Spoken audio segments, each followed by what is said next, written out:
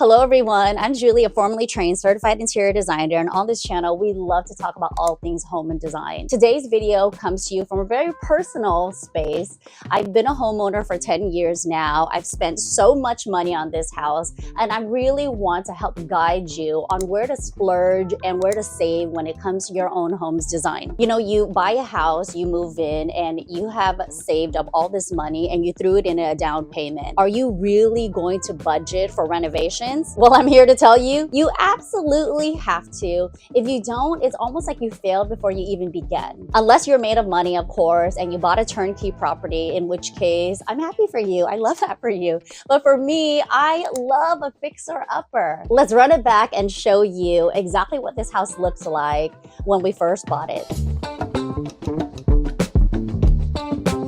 This home is a single-story, mid-century ranch-style house. It's just under 2,000 square feet with a lot size of over 6,000 square feet. There's 3 bedrooms and 3 bathrooms, and I initially fell in love with it because of the architecture of the space. It was built by a famous builder named Ross Cortez in the style of a famous architect named Cliff May. Cliff May used to work with Eichler, so you'll see a lot of Eichler similarities from the clear-story windows. This house is flooded with natural light. I love all the vaulted ceilings. I love the exposed beams. Even though feng shui hates these overhead beams, I mean, this is why I bought the house. You know, you can't always follow feng shui. As an interior designer, I always follow design first. So when you walk into the house, you're just kind of hit by all of this beautiful architectural details. And I knew that that was something that I was definitely going to preserve. Not only preserve it, but really highlight it. Right when you walk into the entry, you're met with this stacked stone fireplace. This is probably the only original feature of the home that I kept. I did not demo this, I didn't knock it down,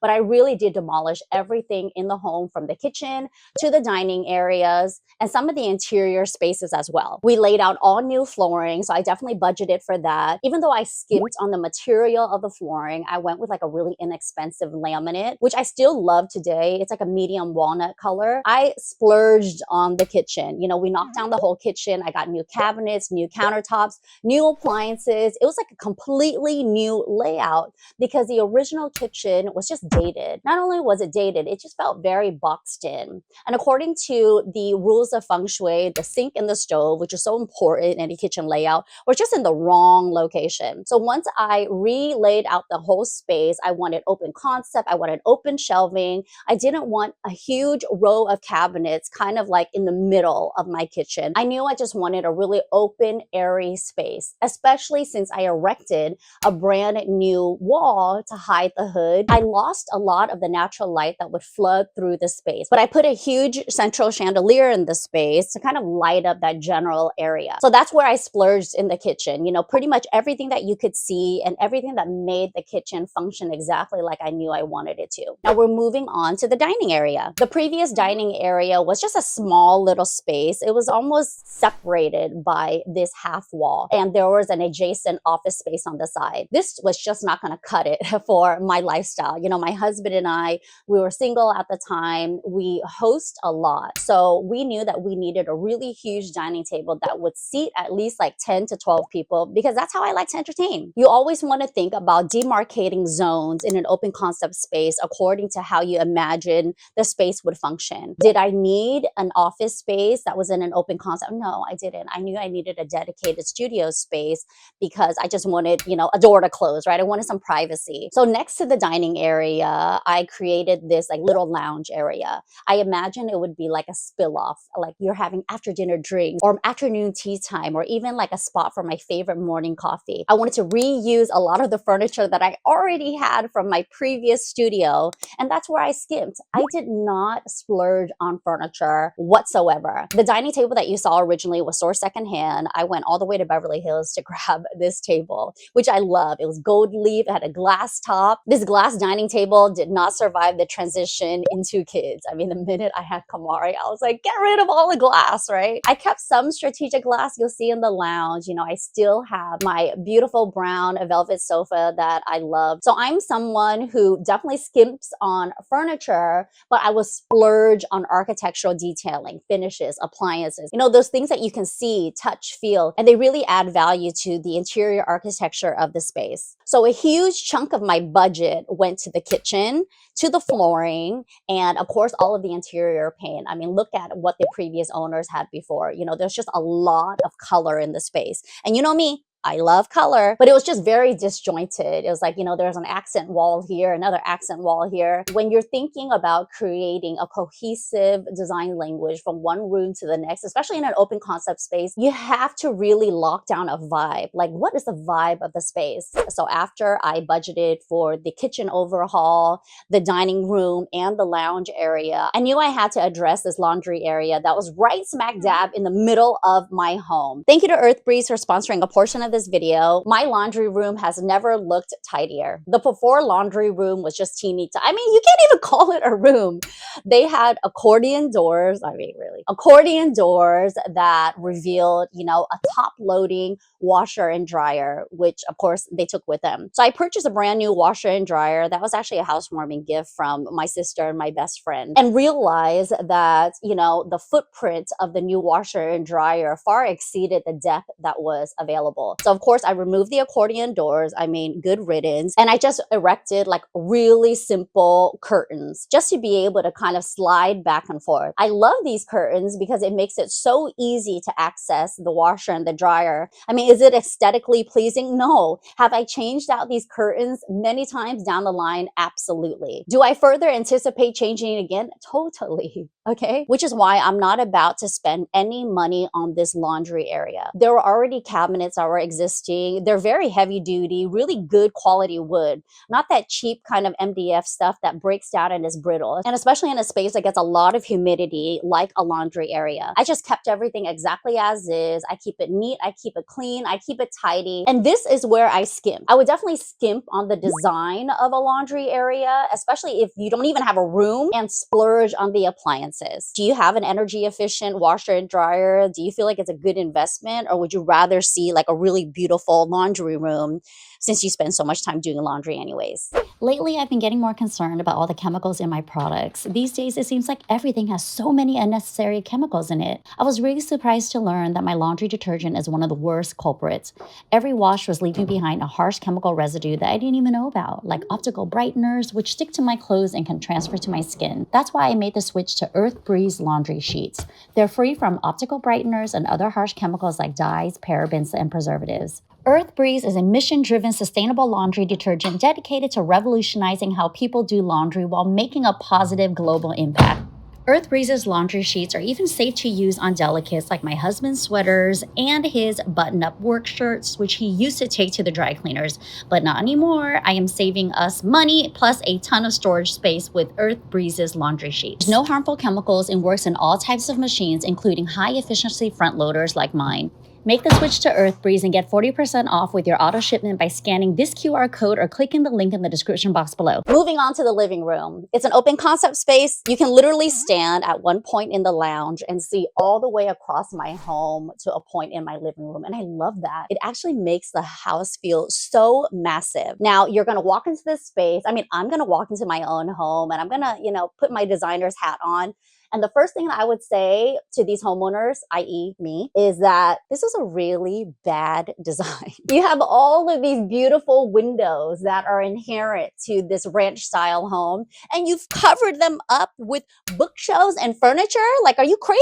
But hey, guess what? It's my freaking home. I get to decide what my intent is. And my intent for this space was I wanted it to feel as massive as possible, which means installing a huge central television with a console underneath. And I already had these IKEA bookshelves from my previous studio that I knew I wanted to reuse. Like, remember, I'm not here trying to shell out and splurge for a whole lot of furniture. I'm trying to save on furniture so that I could splurge on all the architectural detailing. I dream of wallpaper, but I only have white paint on the walls. Like, that's what you call design? You know, I wanted this space to really evolve with us. This is the first time in my entire life that I have ever lived with white walls. So it felt like white felt like a color to me at that time, if you can believe it. Okay. With all these windows, I just knew that I wanted the aesthetic to be all about the great outdoors. I imagined opening up this elevation of windows, looking out to my courtyard and seeing just all of the beautiful plants and live flowers. And, it just makes me happy. And that's the type of feeling that I wanted to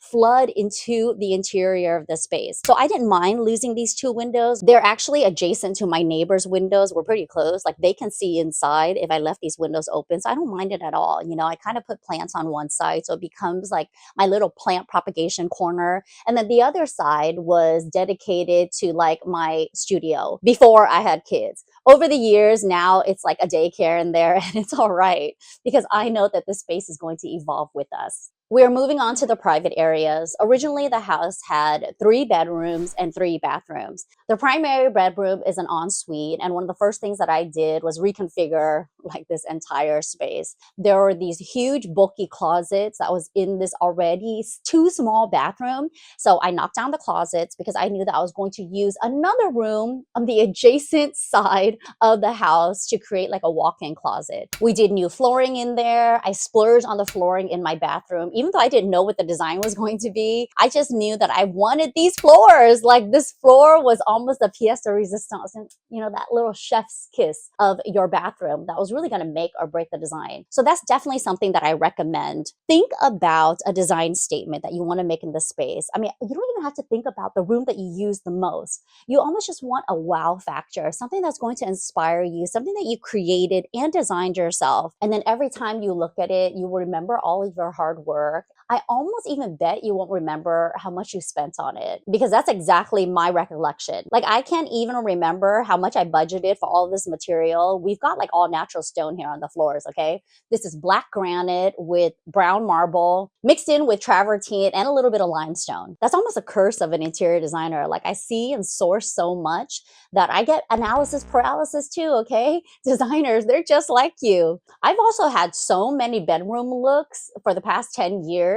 Let's go through them, shall we? We had this like Hollywood glam, high Regency, like chocolate covered bedroom. I really love this bedroom. Like it almost screams sexy to me. I love the gilded finishes. I love the high contrast. This color palette was definitely one that was inspired by my time working for Kelly Wearstler. And then once I got pregnant with Kamari, I just wanted a blank white space again. And in that respect, I felt like, it's like a blank slate. But here's what happened. After living with those white walls for so long, I almost felt like there's a little part of me that I lost, that designer side. I got a little depressed. It was almost like, hey, where's the design in this room? What is my daughter going to be inspired by? But at the same time, I was almost like, oh my gosh, I don't even have time to develop a new design when I have this new baby, I have clients, I have projects on the board. It was just crazy. But I am so excited because we have a primary bedroom reveal coming up in the next couple of weeks. I'm putting my finishing touches on it and you will see it. Now moving on to the guest bathroom makeover of my dreams.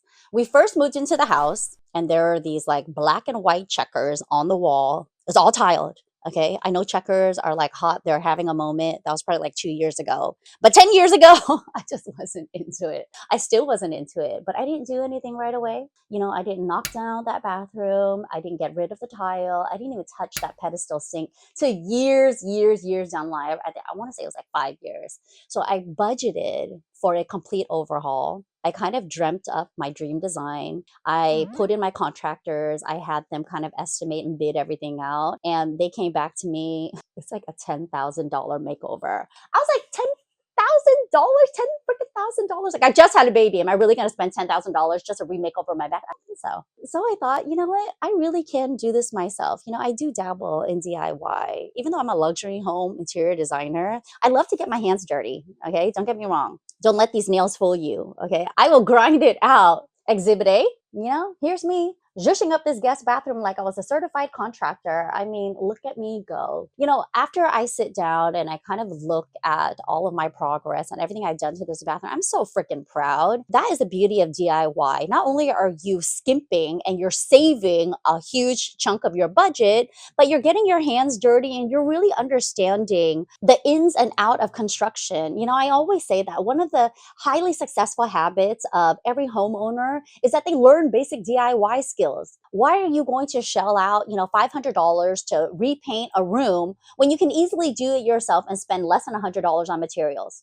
Think about that. Let's move to my home office. This is pre-kids. This is pre-girls bedroom makeover. It used to be my home office. I didn't spend a whole lot of money in here. We repainted the walls. I knocked down this closet, this interior closet, because I wanted to create like a walk-in closet. I also wanted to create this architectural detail where I would get to show off my wedding gown. Mind you, at this point, I'm not even married. I got engaged the day that we got the keys to our house because my husband surprised me. I didn't even have the wedding dress, is my point, but I knew I wanted to create this really awesome niche to highlight the wedding gown that I would have years later down the line. So every time that I sat down on my office and I was, kind of working at my desk, I would see my beautiful wedding dress. I'm sentimental like that. I'm a Cancer. What can I say? So here's where that big splurge comes in. Mid-century ranch style home. I have a 2-car garage. Now I have kids. I'm losing space inside. I lost my office. I splurged on my garage home office studio makeover. I'm sitting in the space now and I can't even tell you. It's a 2-car garage, okay? It's pretty massive in here. But behind what you see here, I kind of created this little storage area because I still need storage in this house. So even though I splurged on the home office, I really skimped on the design of the girls' bedroom. Structurally and architecturally, I didn't change one thing. It's just a lot of cosmetic finishes that we updated, like the lime wash on the walls. It's not even a lime wash. I did not even splurge for lime wash paint, which could cost like $100 for a gallon of paint. And to finish off that entire room, I probably would have spent like at least $500 to $1,000 on materials and labor. But instead, I skimped on the paint and the glaze, which ended up costing like less than $200. Anywhere where you can cut costs, absolutely do it. So you can budget for the big picture and like a major overhaul. To me, that has a greater impact than just doing like little things here and there. If I have a little bit of money, I'm not just gonna buy like a piece of art. I really will save for a dream design. So this entire back area of the home, I'll have to admit, I didn't even see at the first walkthrough, but I fell in love with the house. Isn't that amazing? It's like I missed one whole room, which would eventually become my walk-in closet, and I still wanted to buy the house. That just tells you, like, when you know, you know. So this entire back area became my husband's office. There's an ensuite bathroom in there as well. I didn't touch that at all. So for my husband's office, here's where I splurged. There was no air conditioning that was running to this entire back wing of the home because it was actually an addition that the previous homeowners put in. So we invested in new AC for the entire back of the house. And that wasn't cheap. I want to say it was like $7,000 to $10,000. And that was like a huge chunk of the budget. And I actually didn't even do that initially. We budgeted maybe like 2 or 3 years into it where like I couldn't stand it anymore. It was so hot back there. So I ran in new AC, new lighting. I kind of built out some soffits so that we could hide the ductwork.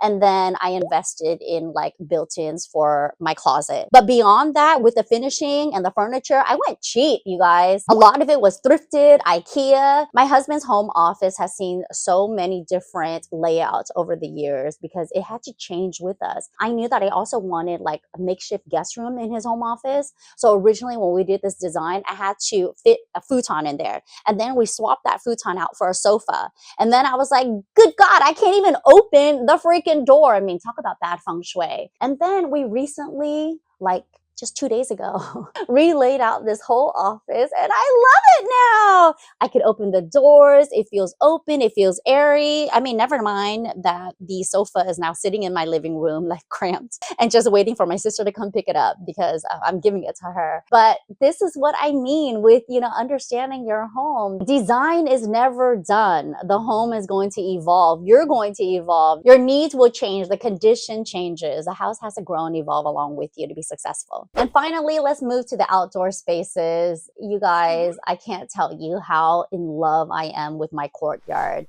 I mean, today you'll see that I have all of my Lunar New Year lanterns up. I'm actually going to take it down after this weekend, but I'm enjoying it a little bit more right now. I love it. It just feels so festive. But beyond all of the decor and my kids' little play area, I'm obsessed with my garden. I planted a majority of all of these trees and plants myself. So to see it cultivated to to where it is now, I love it. And this evolved over time. I invested in the turf, you know, which cost us a pretty penny. I want to say it was like $5,000 for about 500 square feet. But they also rerouted our sprinkler system. I had a French drain put in just because we get a little bit of flooding at some portions of our courtyard. If you're considering synthetic turf for your own home, I'm going to leave you a link right here. When you watch this video, it's all about pros and cons of artificial grass and synthetic turf. I did so much research when it came time to pick like the perfect turf for our yard because I just wanted something that was really soft and almost like a playground-esque turf for the kids to play in. And we spent so much time out here. Like, I love it. Now, the backyard is almost like one of those areas that's just kind of like a sore subject to me because when we first moved into the house, I had this huge lounge sectional that I loved, but it was made out of wicker. It kind of degraded over time and I had to throw those out. And then it evolved. I had this cute little lounge set in there and then I kind of moved that around. Some went to the courtyard, some stayed behind. And then now I have this huge open space that I've been like agonizing what to do with. Most recently, we threw a party. I bought a jumper. I kind of measured the space and I knew exactly what jumper would fit in here. And now I love it. It's almost like because I was paralyzed by indecision, the universe answered my prayers. It was like, leave this space open, Julie, because I know you will need a jumper because you love to entertain and the kids are in that era. You know, when I take a look at all the ways that my home has evolved over the past 10 years, like I'm so freaking proud, you know, as a professional interior designer. Actually, I work on luxury homes for a living. I can't even afford my own services, which is precisely why I started this channel. I just felt like there was such a huge disconnect between what I do for a living and authentically what I'm trying to portray on camera, right? So where we are now, I'm so excited to kind of share that I'm taking a little break from professionally designing for others to finally invest in my home this year. It's like a round of applause for me. It's a long time coming. You know, I've been designing for almost 20 years now, and to have the financial freedom to finally invest in myself and my family the way that I've always dreamt and imagined is just like, you know, the universe is answering my prayers, which also means there's going to be a whole lot of makeover videos coming up. I'm so excited to share it out with you. So my final thoughts for today's video, I want you to remember if you're thinking about, you know, where to splurge, where to save when it comes to your own home's design, remember my mantra, buy well, cry once, and also consider that design is never done. And that's the beauty of design. You're always recalibrating, you're always optimizing key areas so that it functions well for your family and